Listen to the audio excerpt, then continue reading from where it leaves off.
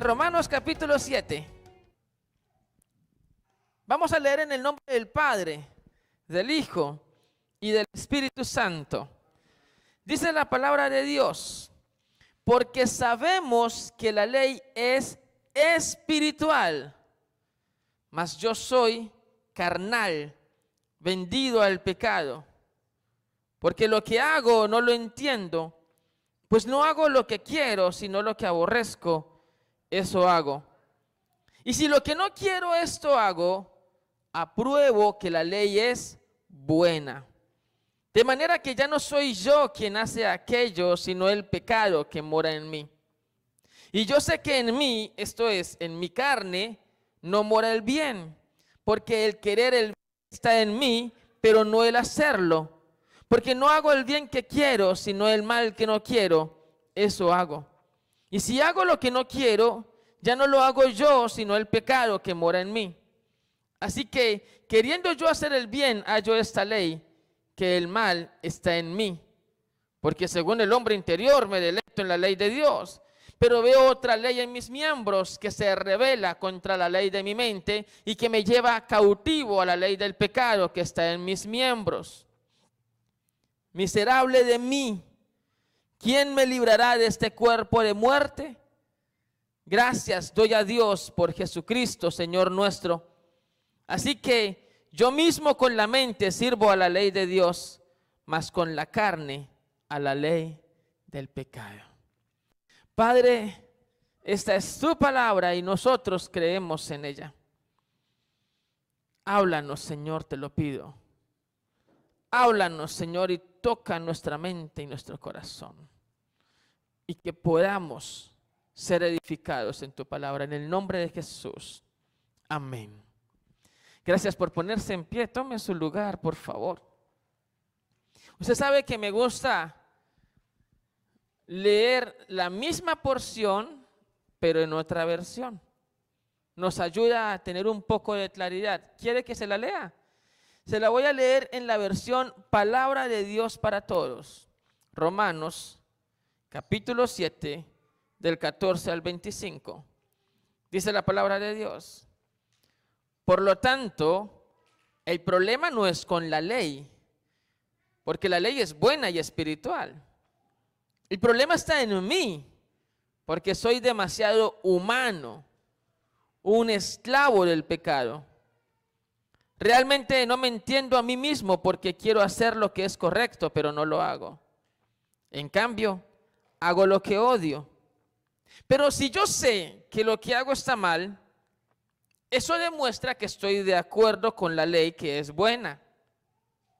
Entonces, no soy yo el que hace lo que está mal, sino el pecado que vive en mí.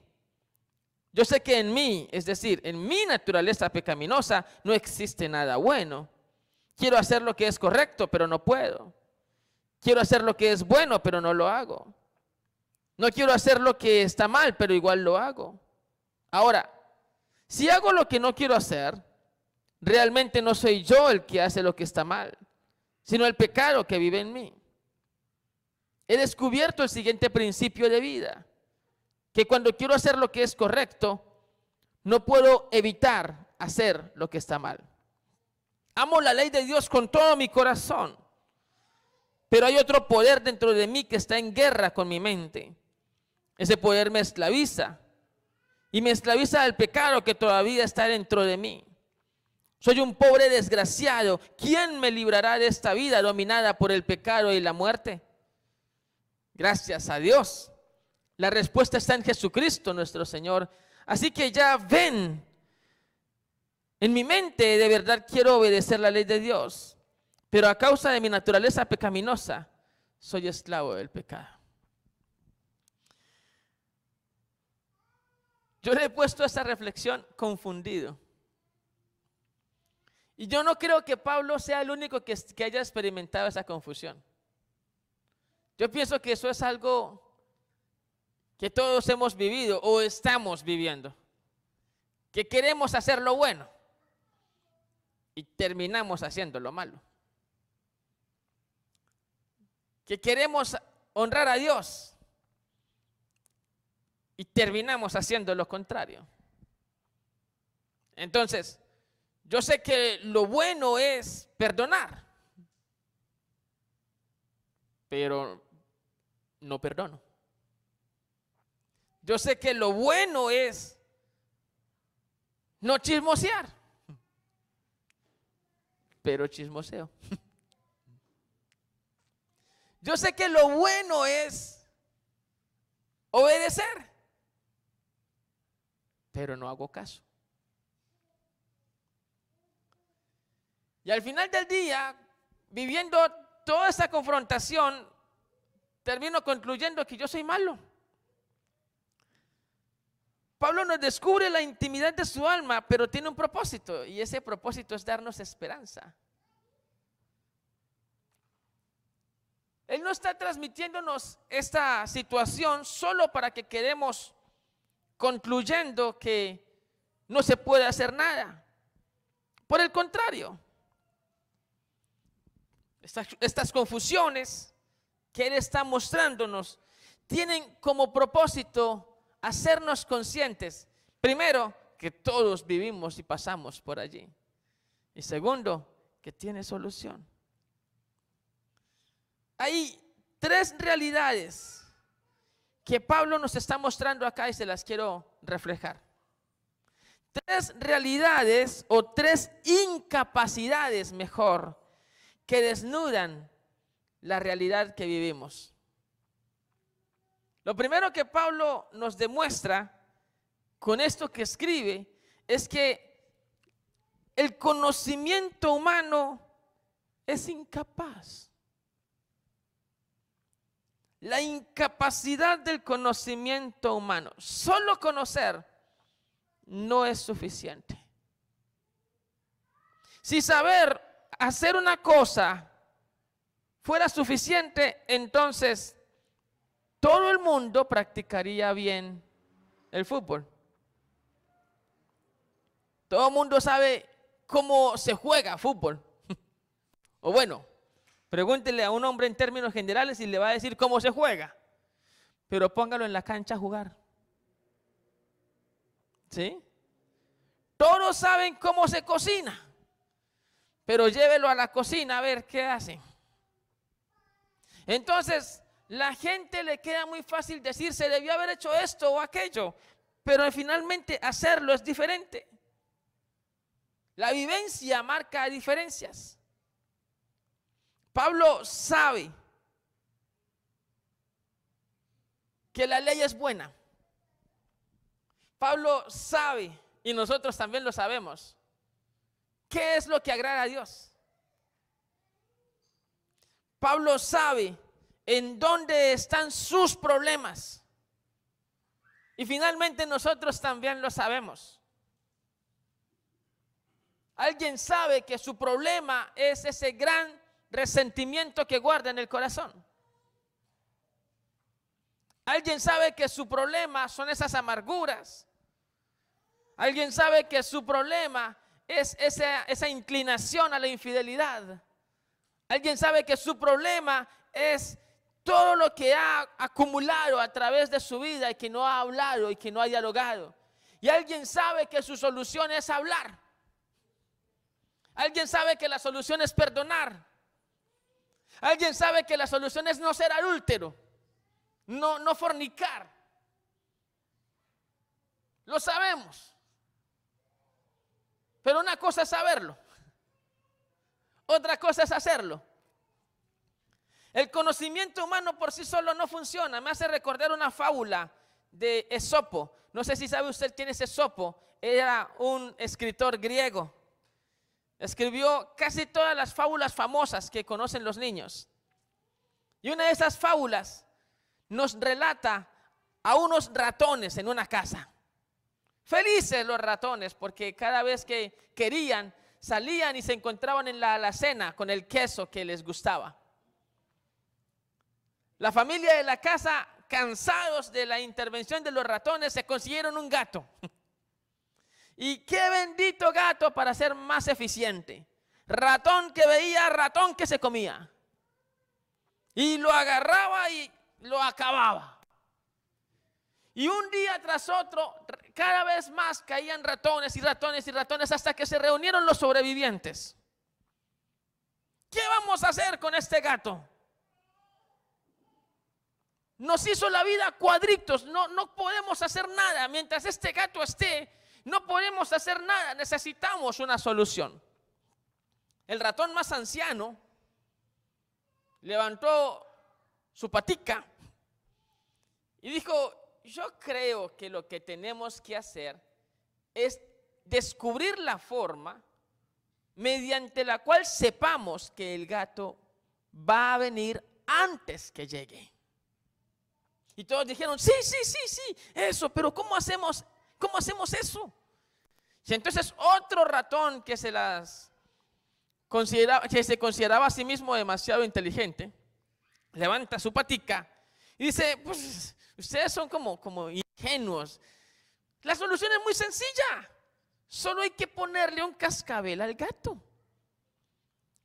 Y cada vez que el gato venga, pues el cascabel va a sonar. Y cuando escuchemos un cascabel, salimos corriendo. Y todos: eso, sí, tenemos la solución, ¡bravo! Y otra vez el anciano ratón levanta la patica y dice: pues esa solución es muy buena, pero me viene una pregunta. ¿Quién le va a poner el cascabel al gato? Y ahí se quedaron todos callados y poquito a poquito se fueron yendo. Sí, porque el conocimiento solo no es suficiente. Que tú sepas lo que hay que hacer, pues eso todos lo sabemos. En principio, porque el Espíritu Santo está en nosotros y nos dice qué está bien y qué está mal. Pero también porque regularmente tenemos acceso a la palabra de Dios y leemos el propósito de Dios. Pero ¿de qué nos sirve conocer? Hay una gran diferencia entre conocer de religión y vivir a Cristo. Y la diferencia radica en que el primero, el que conoce de religión, solo conoce una teoría. Hay personas que te hablan de Biblia y si usted no está bien parado le dan 3 vueltas y saben mucho de Biblia, pero no tienen una intimidad con Dios. Entonces saben mucho de religión, pero no tienen una vivencia experimental con el Dios de la vida. No sirve de mucho tener conocimiento si no hay vivencia con el Hijo de Dios. La segunda incapacidad que nos refleja Pablo es la incapacidad de las resoluciones humanas, de las decisiones que tomamos. A veces decidimos hacer algo y no lo hacemos. ¿Se ha percatado de eso? Diciembre y enero es el mes que más nos hablan de eso. Porque cuando llega diciembre decimos: el próximo año sí voy a ponerme las pilas. El próximo año sí voy al gimnasio. El próximo año voy a leer más la Biblia.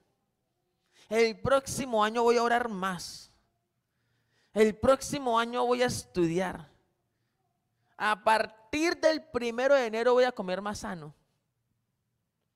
Y eso usted los ve diciendo: hoy es 31, hoy me despido con una full carne asada porque a partir de mañana sí pura lechuga. Y ya tomaron la decisión. Y llega el 1 de enero. No, está como comenzando el año. No, la próxima semana con la visita de los Reyes Magos. Y de semana en semana llegamos otra vez a diciembre para finalmente volver a decir: el otro año sí. Tomamos decisiones con mucha frecuencia, pero ¿de qué sirve tomar una decisión si al final no la haces. Pero es parte de esa característica tan humana de nosotros. Hay una tendencia increíble de debilidad en la voluntad humana. Un ejemplo de esto es lo que hizo Pedro con Jesús. Usted encuentra en Mateo 26, del 33 en adelante, una escena donde Jesús está hablando con sus discípulos y les está diciendo que va a morir en una cruz. Y Pedro le dice: no, maestro, contigo hasta la muerte. No, Señor, jamás te voy a abandonar. Y Jesús le dice: Pedro, Pedrito, antes que el gallo cante, me habrás negado 3 veces. Y Pedro insiste: Señor, aunque tenga que morir contigo. Y la decisión de Pedro es: con usted yo me voy hasta la muerte. ¿Y qué pasó unas horas después? Pedro está negando a Jesús. Pero así somos nosotros, ¿no? No, a partir de ahora sí voy a ir el domingo juicioso a la iglesia. A partir de ahora sí voy a leer más la Biblia. A partir de ahora voy a dedicarle más tiempo a mis hijos. No, a partir de ya voy a ser un mejor esposo.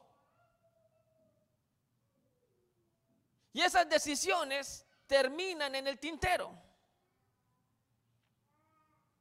Era lo que Pablo estaba diciendo.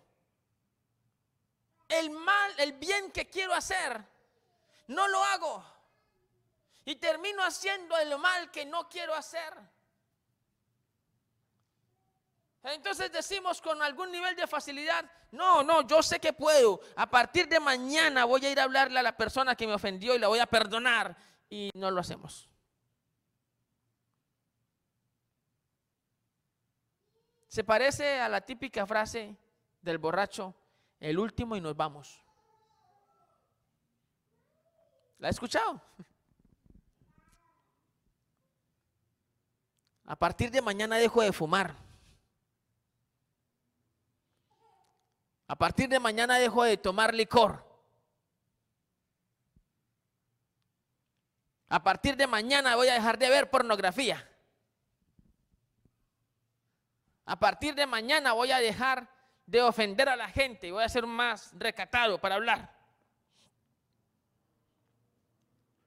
Y confías demasiado en tus decisiones y resulta que tus decisiones se siguen quebrantando una tras otra, tras otra, tras otra.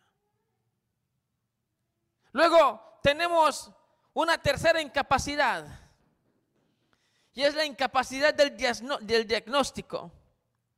Pablo sabía muy bien lo que estaba mal, pero era incapaz de corregirlo.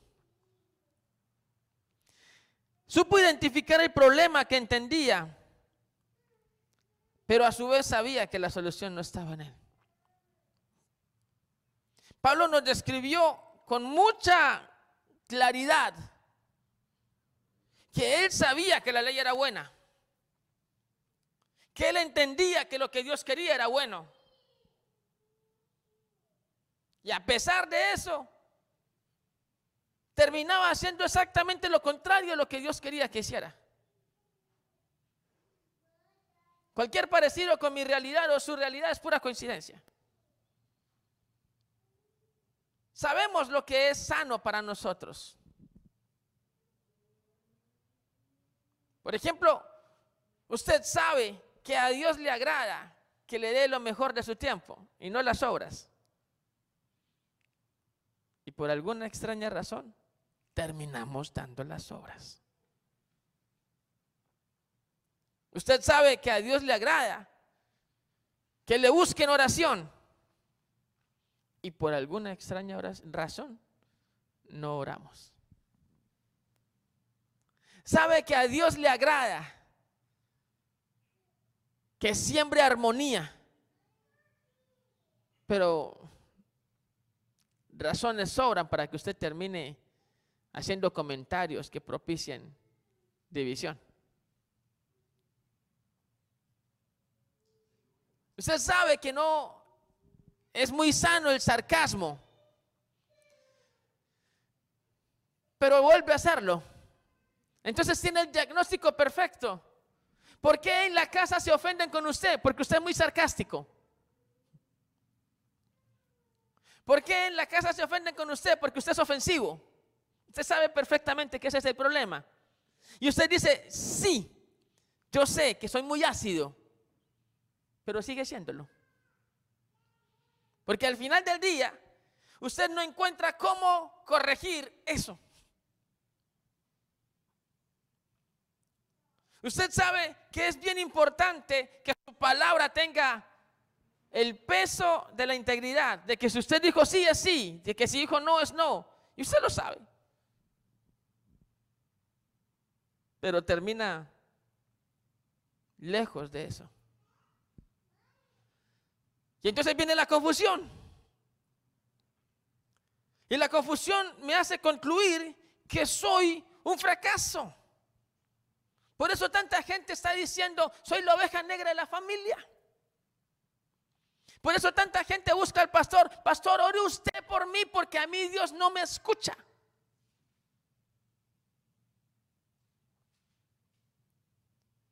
¿Por qué sucede esto? Porque tienen un diagnóstico claro aquí. Porque han tomado decisiones y no han logrado concretarlas. Porque saben qué es lo que tienen que hacer y sin embargo no encuentran cómo hacerlo.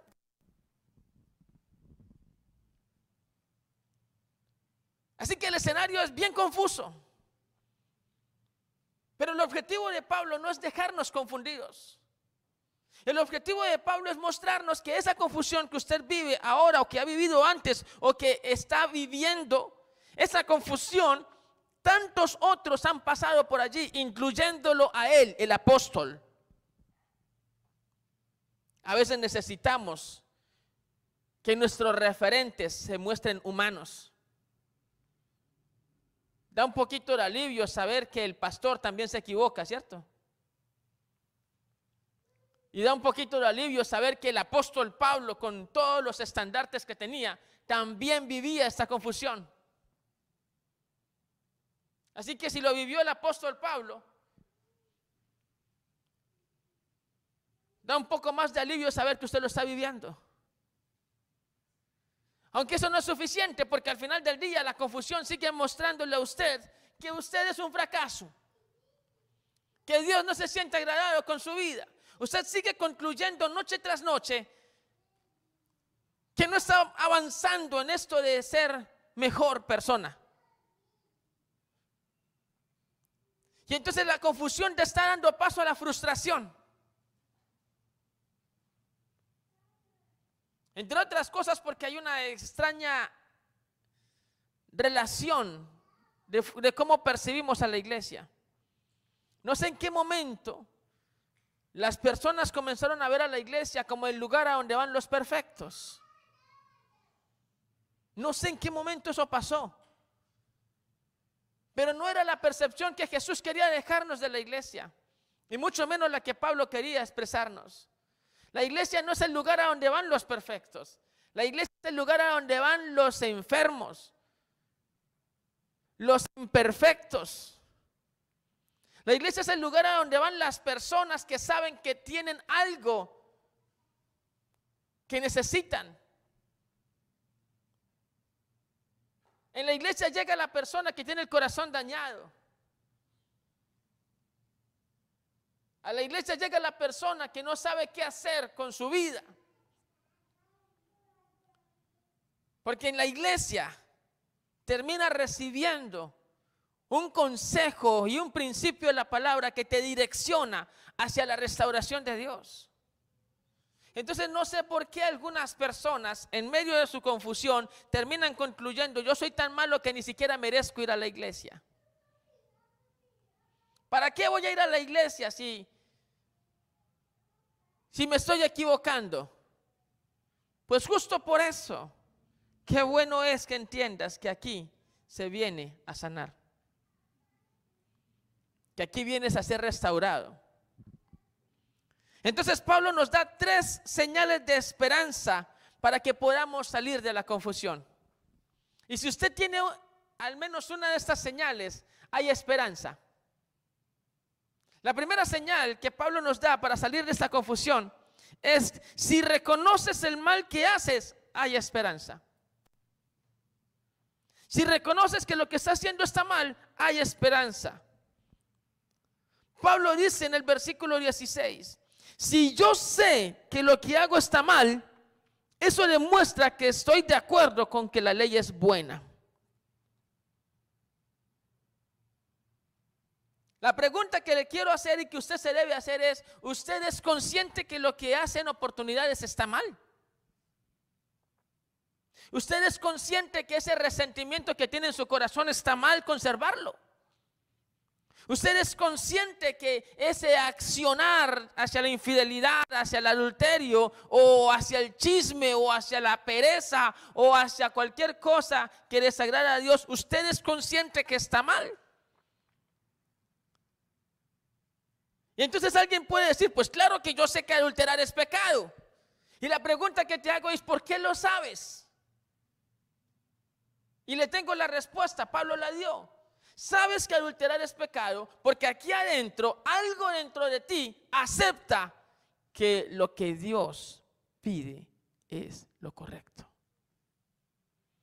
Entonces, ir en contra de ello está mal.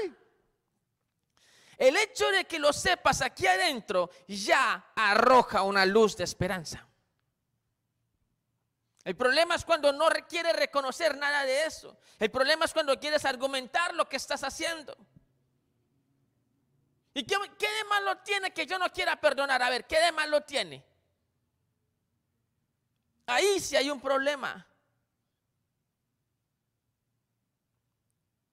Porque sí tiene muchas cosas malas, y no en función de la otra persona, sino en función de ti. El perdón no es para que la otra persona sane. El perdón es para que tú sanes. El perdón no es para que la otra persona sea libre. El perdón es para que tú seas libre. Y puede ser que no seas capaz de perdonar ahora, pero el hecho de que digas: yo no soy capaz de perdonar, pero debería hacerlo, ya hay una luz de esperanza, porque eres consciente que no está bien lo que estás haciendo.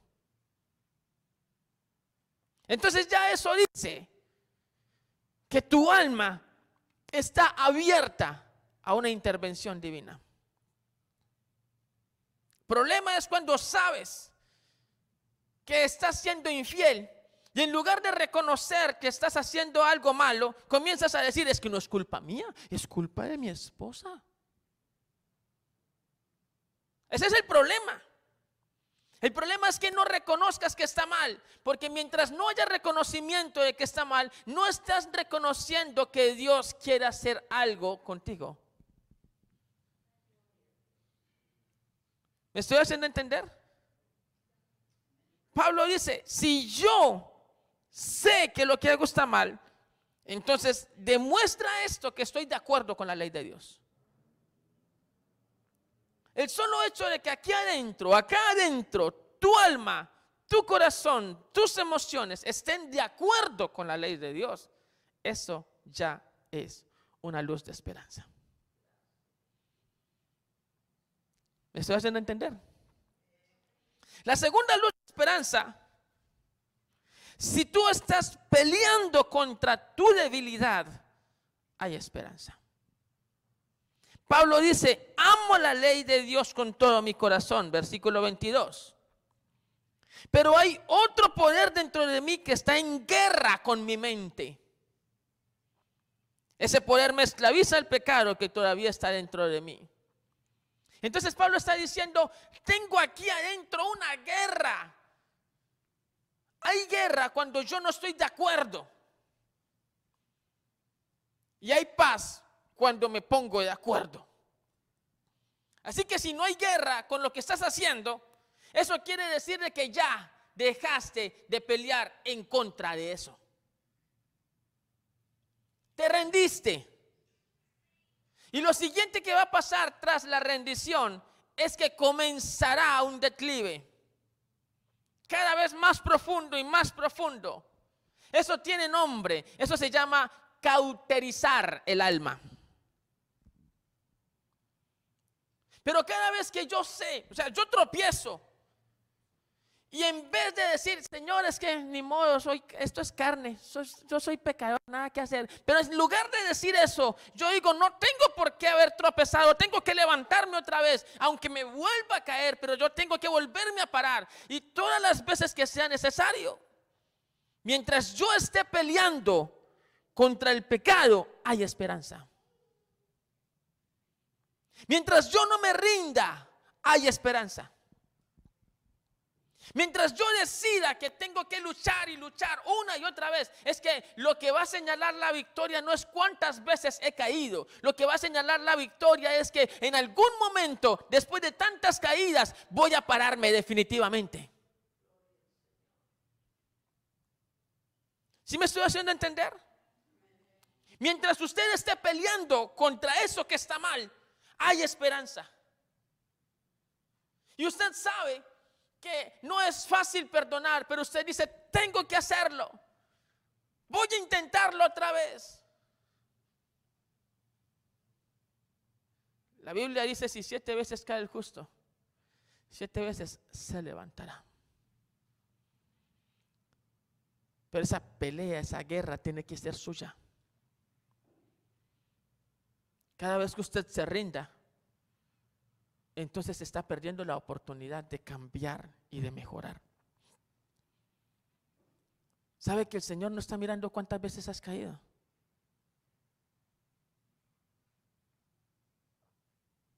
La noche en que Jesús fue entregado, Pedro no cometió un error, cometió 2. Primero, desesperado, le arrancó la oreja al sirviente del sacerdote. Luego intentó seguir a Jesús y en ello terminó negándolo. Así que desobedeció la visión de paz de Jesús y lo negó. Y usted no ve a un Jesús que vaya a donde Pedro a reclamarle por esto. Usted ve a un Jesús que va a donde Pedro a restaurarlo. ¿Sabe por qué? Porque Pedro ese día todavía estaba peleando con lo que había sucedido. Ese Pedro depresivo que estaba allí, que no era capaz de mirar a los ojos a Jesús, todavía sentía que lo que hizo no estuvo bien.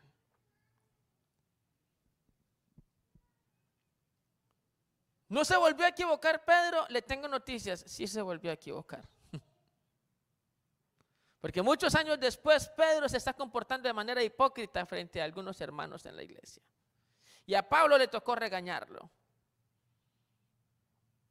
Así que no se trata de errores, se trata de pelear contra ellos todo el tiempo que estemos vivos.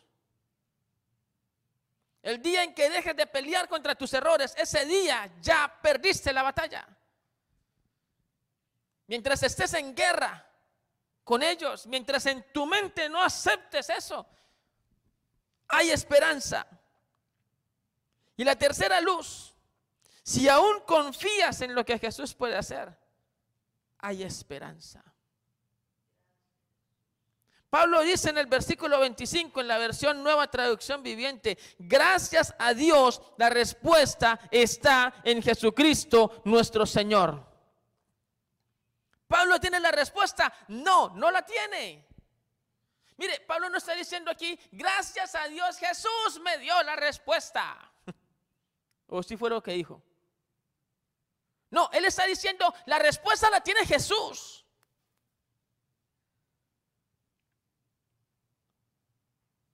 Yo no la tengo. Yo no sé cómo voy a vencer el pecado que mora en mí. Yo no sé cómo voy a hacer con esto. Lo único que yo sé es que no acepto que esté bien hecho y voy a pelear con eso aunque sea derrotado muchas veces, porque yo tengo una certeza y es que Jesús me va a ayudar a salir de esto en un momento dado. Hay esperanza cuando decides confiar en que Jesús tiene la solución. Y entonces caes una y otra y otra y otra vez y caes caes y caes y caes. Y sin embargo, lo que puede hacer que tú no te derrumbes son 3 cosas. Se las voy a volver a decir. Primero, que nunca aceptes que esa caída estuvo bien. Te puedes tropezar, pero no defiendas esa caída. Te levantas, te sacudes y dices, no estuvo bien, pero voy a seguir intentándolo. Segundo, nunca dejes de pelear contra eso. Nunca te quedes en el suelo diciendo, ya no me voy a parar más. Este es mi sitio por naturaleza. No, párate otra vez. Inténtalo de nuevo. Insiste. Y tercero, nunca dejes de creer que el Señor Jesús tiene una solución para lo que estás viviendo. A veces nos desesperamos porque somos inmediatistas, ¿no lo ha notado?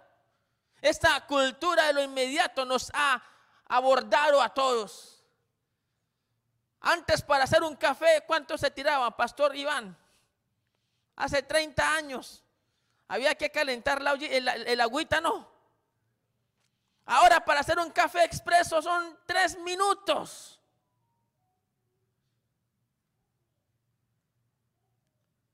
Antes, para hacer una pizza, ese horno había que precalentarlo. Ahora está precongelada, métala al microondas y en 5 minutos sale lista. Es el mundo de lo inmediato. Y en ese mundo de lo inmediato también creemos que todo tiene que estar listo con nuestras debilidades. Pero así no funciona en el reino de los cielos. Claro que el Señor puede con el chasquido de los dedos hacer que tus debilidades desaparezcan, pero no es lo que Él va a hacer por una sencilla razón. Dios quiere que tú entiendas esta lucha.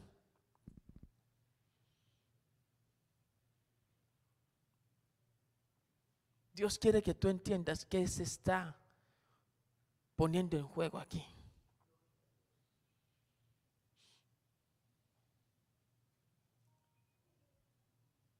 Y yo sé que estamos viviendo la misma confusión que nos describe Pablo. El mal que no quiero hacer, eso hago. El bien que quiero hacer, no lo hago.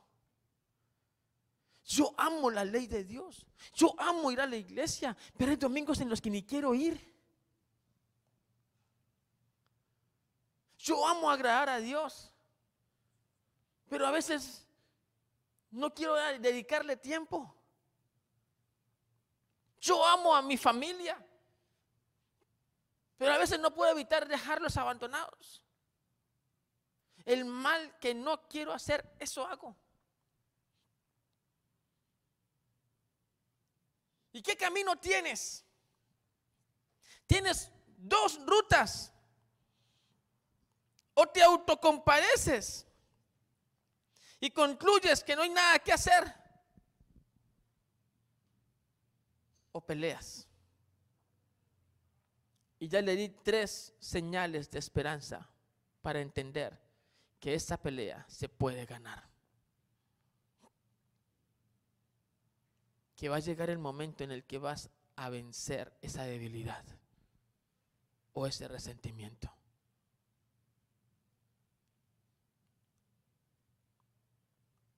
Lo mejor es pelear, porque eso es lo que honra al Señor.